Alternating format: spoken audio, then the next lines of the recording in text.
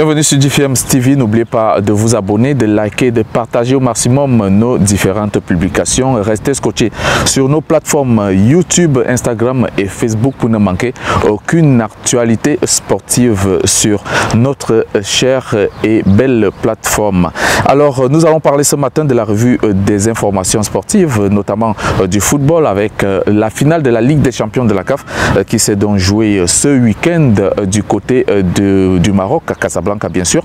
On parlera également de cette réunion du comité exécutif de la CAF et quelques décisions qui ont été prises du côté de la CAF. Et puis on va évoquer quelques notes du basketball avec l'afro-basket où on verra la participation du Sénégal et bien évidemment de l'haltérophilie avec une information qui nous vient de la délégation ougandaise de l'haltérophilie. Alors mesdames, messieurs, ne quittez pas, restez scotchés parce que tout à l'heure, on va vous donner la quintessence de tout ce qu'on a évoqué en intro. Merci de faire confiance à DFM TV. Nous ouvrons donc notre revue des informations sportives par cette Ligue des champions de la CAF et sa finale qui s'est jouée ce samedi. C'était du côté du stade Mohamed VI de Casablanca. Al Ahly du Caire 3, Kaizer Chiefs d'Afrique du Sud 0. C'est donc le score qui a sanctionné la finale, l'issue de la finale de cette Ligue des champions de la CAF. C'est donc le 10e sacre pour Al Ahly du Caire, un 10e sacre qui fait de ce club égyptien le club le plus titré dans cette compétition africaine. Mohamed Cherif a ouvert la marque, c'était à la 53e minute et c'est Mohamed Afcha qui a doublé la mise à la 64e minute. Puis Amr El Soulaya a enfoncé le clou à la 74e minute pour 3-0 en faveur de Al Ahly. Un coup de chapeau donc à Pitso Mosimane, l'entraîneur sud-africain de cette équipe égyptienne qui remporte son 3e sacre en Ligue des champions de la CAF, donc le 2e consécutif avec Al Ahly. Mohamed Cherif termine par contre meilleur buteur avec 6 buts et c'est Mohamed Mardi qui termine l'homme du match dans cette rencontre qui a été largement dominée par le club égyptien. Nous allons toujours rester dans l'euphorie de cette finale de Ligue des champions pour parler du contenu de cette rencontre dominée de main de maître par Al Ahly. On a assisté donc à une finale largement en faveur des Égyptiens, tenant du titre avec 16 tirs contre 3 pour Kaizer Chiefs, dont 4 tirs cadrés pour les Égyptiens et un seul pour Kaizer Chiefs. Une possession de balle largement importante pour Al Ahly, 71% contre 29%, et puis 709 passes réussies pour Al Ahly contre 290 pour Kaizer Chiefs. On va également évoquer, n'est-ce pas, ce carton rouge écopé par Api Machiane, le joueur sud-africain, à la 45e minute déjà, alors que le score était de 0 but partout. Et nettement, ce carton rouge a bouleversé les plans du coach Baxter, qui n'a pas pu contrer les assauts des hommes de Pitso Mosimane dans cette rencontre, malgré le courage et la volonté qu'ont donc fait preuve ces Sud-Africains. Il était difficile, surtout en infériorité numérique, d'aller chercher les Égyptiens tactiquement, techniquement même au-dessus dans cette rencontre. Nous allons parler de cette information qui vient du comité exécutif de la CAF réuni ce week-end du côté du Maroc. C'est d'ailleurs une réunion qui s'est déroulée au centre de football Mohamed VI de Mamoura vendredi dernier. Le comité exécutif de la CAF a longuement discuté sur le projet de la Super Ligue africaine de football. Le président de la CAF, Patrice Motsepe, a révélé ici l'existence de négociations avec plusieurs diffuseurs intéressés de travailler sur ce projet avec la CAF. En revanche, il n'a avancé ni date, ni le déroulement de la compétition, ni encore les contours de son format, mais il a quand même évoqué les retombées économiques et sociales considérables sur le football africain par rapport à cette ligue, cette Super Ligue africaine de football. Et il a évoqué aussi cette envie de vouloir faire à ce ce que les joueurs africains restent sur le continent et que ces clubs qui font, n'est-ce pas, le bonheur du football africain ne puissent plus perdre leurs joueurs pour des destinations dans des zones dans les secondes zones des clubs européens ou encore ailleurs. On va, mesdames, messieurs, rester dans les informations concernant la CAF avec la voix du président Patrice Motsepe qui soutient l'idée d'organiser les Coupes du monde masculine et féminine chaque 2 ans. Cette proposition de la Fédération saoudienne de football a été approuvée lors du 71e congrès de la FIFA. C'était le 21 mai dernier. Et pour Patrice Motsepe, le président de la CAF, l'Afrique sera la plus grande bénéficiaire d'un mondial tous les 2 ans. En revanche, donc, il se dit toujours favorable à la tenue de la CAN et du CHAN tous les 2 ans, sans exclure bien sûr l'idée de revoir l'ensemble des compétitions de la CAF de façon à ce qu'elles soient rentables. Donc le souci du président de la CAF est que les footballeurs vivent de leur art et que les clubs puissent, n'est-ce pas, rester autonomes. On va, mesdames et messieurs, directement partir du côté de l'Angola. Nous sommes donc à 3 journées de la fin de la saison de ce côté-là et la course au titre reste très acharnée entre Sagrada et le Petro Atlético de Luanda, rendu donc à la 27e journée. Un seul point sépare les deux équipes avec 64 points pour Sagrada autant pour moi et 63 points pour Petro Atlético de Luanda. Les trois dernières journées restent décisives, même si Sagrada possède la meilleure défense avec 9 buts seulement concédés et contre 16 pour Petro Atlético de Luanda. En attendant le match final entre ces deux équipes lors de la 30e et dernière journée du championnat, ça sera un match considéré comme la finale de ce championnat. Petro va donc affronter ce lundi Kwando Kubando et samedi prochain les joueurs de Deportivo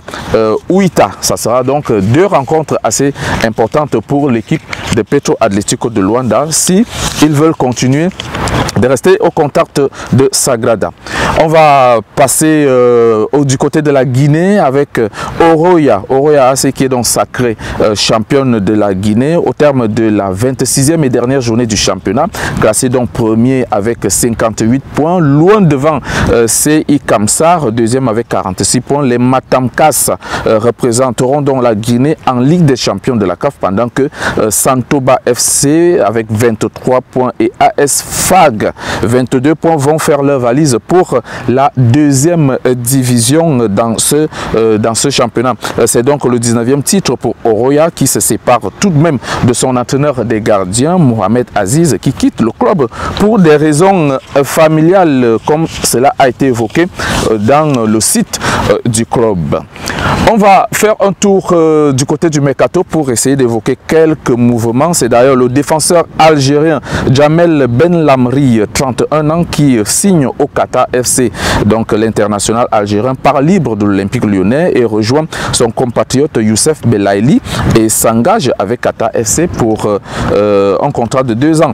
On va également évoquer donc ce problème, donc sanctionné pour 3 mois par l'Agence nationale de dopage pour un test antidopage positif. L'attaquant sénégalais du Dynamo Bucarest, Magaye Gueye, peut donc recommencer à jouer au football suite à la levée de sa sanction. C'est en février dernier que le buteur sénégalais de 31 ans du club roumain a écopé d'une suspension prononcée en mars 2021. C'était donc pour des raisons de dopage.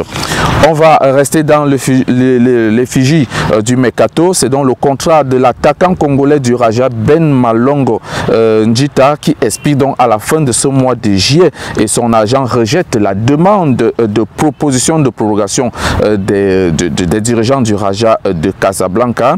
Alors pour éviter le départ libre du buteur rajaoui, les dirigeants du club vainqueur de la Coupe de la CAF il y a une semaine sont donc engagés dans une course contre la montre pour le vendre et en tirer, pourquoi pas, une plus-value.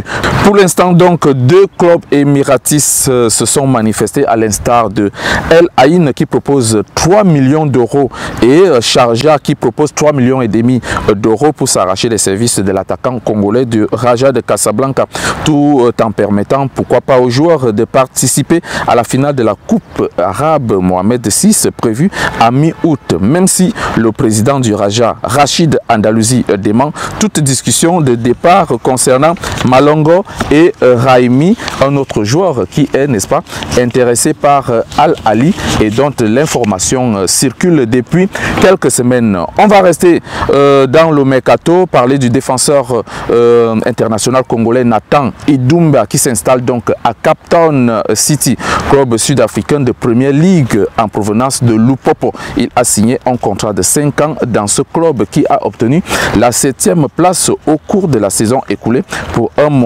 montant de 50 000 $.